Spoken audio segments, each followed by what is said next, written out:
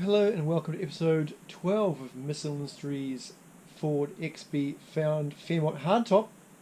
Now, when we last left off, I had done an unsatisfactory butcher job of my engine bay paint, and standing from over here, it looks yellow, but it's just not.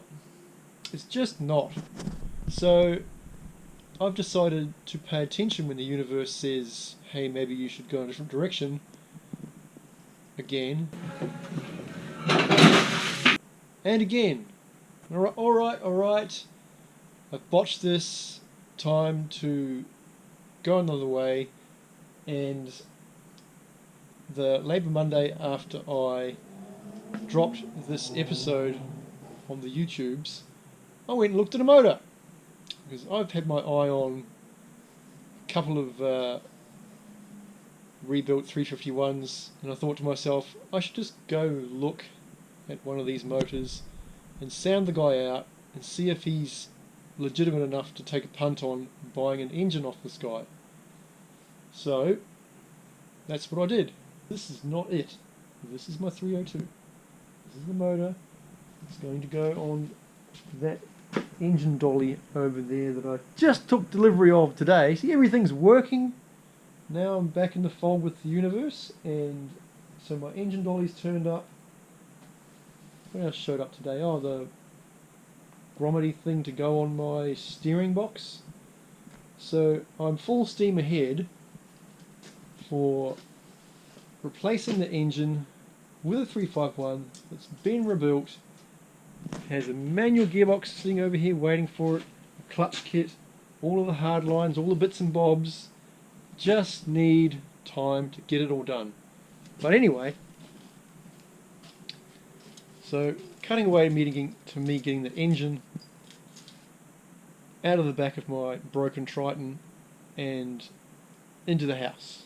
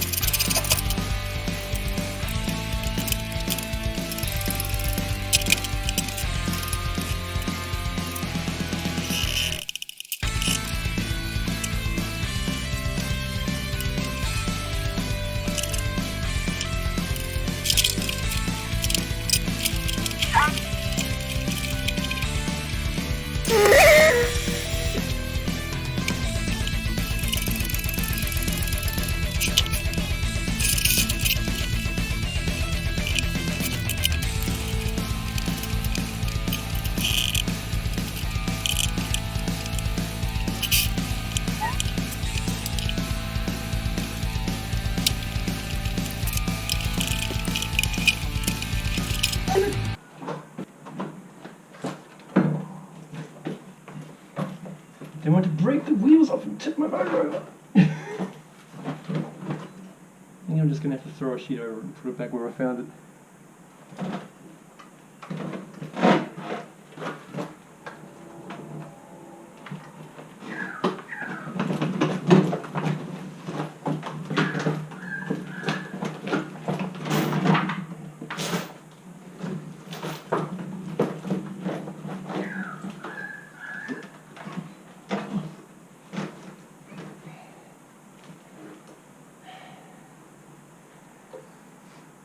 I could have come home and moved 16 cars to get the Triton into the garage, but I would have had nowhere to put the engine in this vicinity, or that vicinity over there where the sedan's currently parked, because if the engine went there, the sedan would spend all week with its bum sticking out into the rain and I wouldn't be able to shut the garage. So the motor went under the house where it still sits, and I waited patiently for the Cleveland engine dolly to turn up so I can steal the stuff off this motor that I need for the other motor. Now that I look at it, there isn't really much I need to steal off it. Maybe the oil pressure sender. Yeah, oil pressure sender. And then that's about that really. I've stolen all the other stuff I need.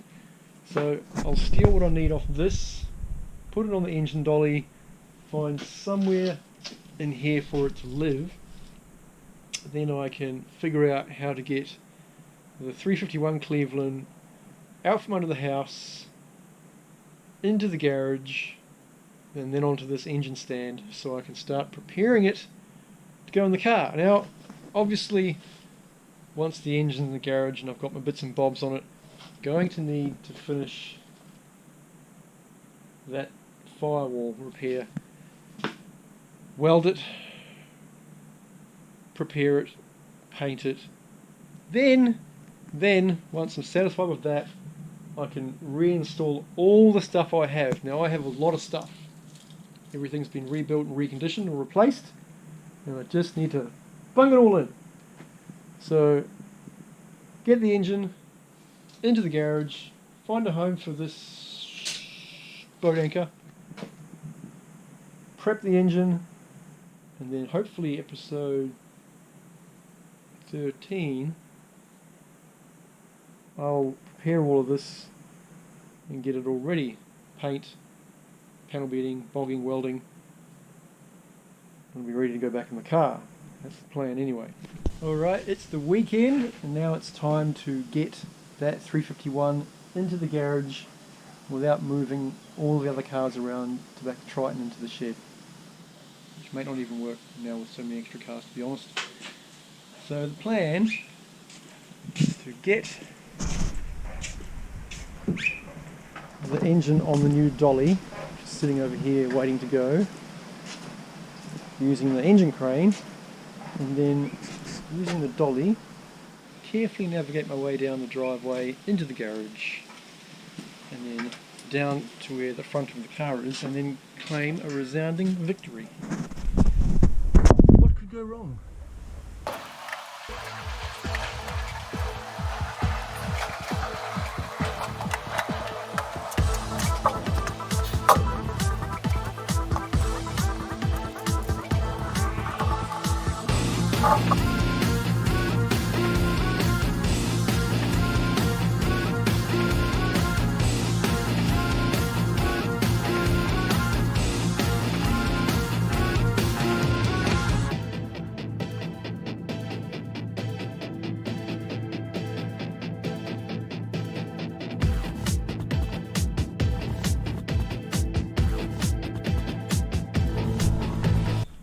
Okay, that went better than I thought. So the 351 is now safe and sound inside the garage, and I have the scope to move stuff around in here, to position this engine, to get it onto the stand so I can flip it over, have a look underneath the pan, because trust but verify. So I want to have this pan off, make sure it is the 4 MOB crank the vendor said it was, and just give it a bit of a look over before I put it all back together again. I do have new pan gaskets ready to go, so it won't be a big deal to pull that pan off and have a bit of a snoop. So I'll get that engine over there, and then I'll pull it off with the crane, and then wheel the dolly into position and put this engine onto the engine stand. Then we should be all good to have a good poke around in it, and I'll tell you all about the motor. Great news! The new motor is now in position on my engine stand, so I can have a wee look at it before I go sticking it in the car in the episodes to come. The outgoing motor is sitting down there on the dolly.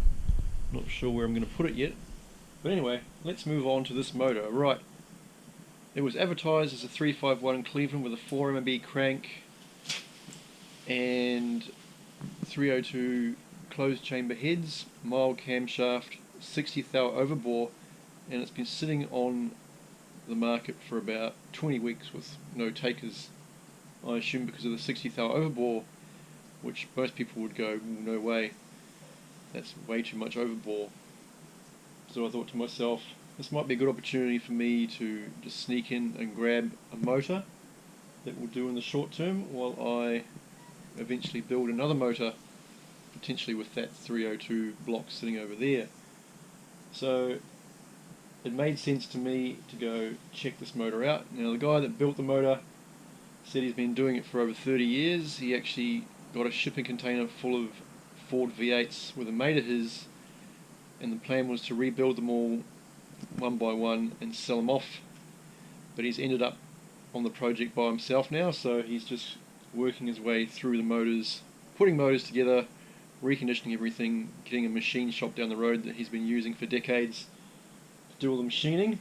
And I said, were people scared away by the fact that 60 thou overboard? And he said, yeah, I don't know why, because the machine shop wouldn't have bought it if they didn't think it was viable.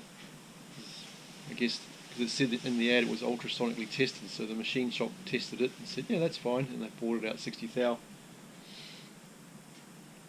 So my plan is to pull the pan off this motor and have a look at it, just to make sure it is what it is, because I need to know. I need to know for sure while I drive it around one day. When I say 351, I want to say it with confidence. So yes, the guy's back patio, because there was no garage on his property, just a small workshop.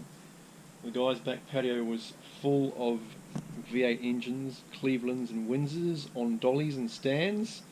I saw a couple of top loader gearboxes sticking out here and there as well, clutch kits and assemblies. So his whole back patio was full of big block engines, small block engines, all sitting under covers, waiting for various people to pick them up. So I was way older than me too, so he was probably in his mid to late 60s, and according to him he's been doing this for a long time. He builds engines for his mates, and I thought to myself, well, the guy seems legit.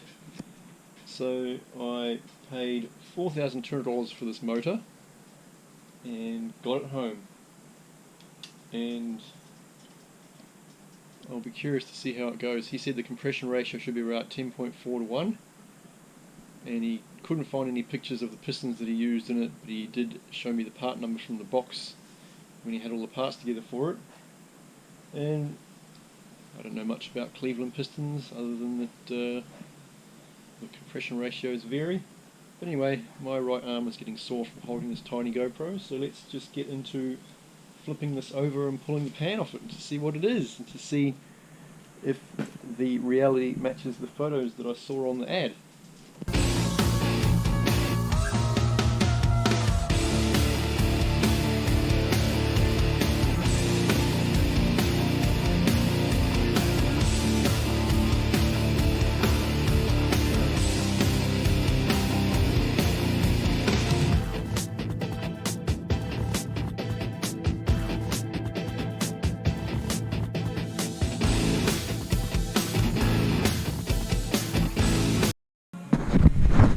Well, that looks nice and shiny, doesn't it?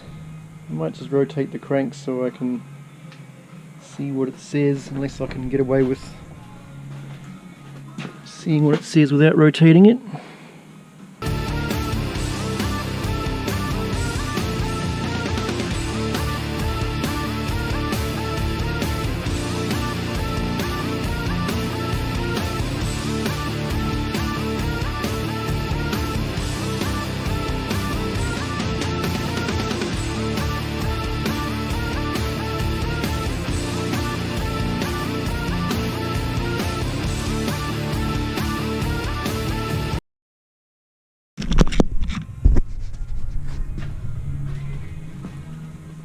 There we have it, 4MAB. Curiosity satisfied. Alright, I'll RTV this pan back up and put it back on. It should be all good. Okay, summary time for Michelin Industries Ford XB Found Falcon Hardtop 351 edition. And as the rain comes down, I've been forced to shove everything back in the garage because the bum of my sedan was getting wet and I can't have that. And the two Clevelands are going to sit here for the time being. So new 351, old 302. Now you might ask, why didn't you just go and get the 302 reconditioned? Because you already had it. And this palaver reminded me of a similar thing I went through in my past when I was first modifying cars, and I had a 1600 Kent crossflow motor which I had fully rebuilt with a new head and blah blah blah this and blah blah blah that. But it ended up dropping a valve seat and destroying the head, and I was forced to go buy a new head to fix the problem. And I ended up going to the wreckers to buy a head, and I took it to the machine shop and they said, "No, it's cracked, no good." So I had to take it back to the wreckers and get another head, and I took it back to the machine shop and they said, "Also has a crack in it, so it's no good. This time it goes right through the seat." So I took it back to the wreckers, and at that point the wrecker was over me getting heads off cars and then returning them. So the machine shop said, "Oh, I've got a mate that's got one of these heads and we can just recondition that one for you if you want." And I went, "Well, okay, let's do that then." So I had that head rebuilt at great personal expense, and then paid the guy's mate for the head in addition. And then I put it on the car and everything was good. And the prospect of taking this motor to the machine shop and then getting the yay or the nay on the various parts, and then being in a position to find new parts, which obviously since they're 50 years old now might be in the same boat, triggered all kinds of PTSD from me. So buying a completely reassembled engine that somebody else has done all the legwork on seemed much more appealing. I mean, I could spend the money and expend the effort to the tune of $4,200 to get a rebuilt motor of some description. But would it be $4,200 or would it be $6,000 and weeks and weeks and weeks of jinning around? So this is the option I've gone for the sake of getting it done in an expedient manner. So the engine checks out. It is what the guy in the ad said. It is a MAB cranked 351 Cleveland. It's got nice shiny new internals. It has 302 heads with closed chamber heads as far as I know. They were reconditioned as far as I know. Everything is very clean, like it's been hot tanked.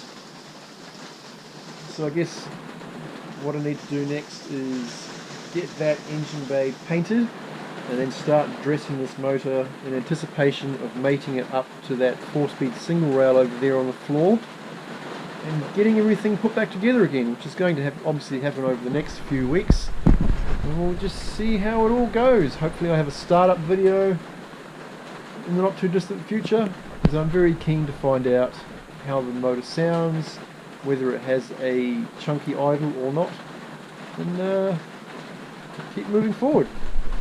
So on that note, happy Mother's Day, and I'll see you next time.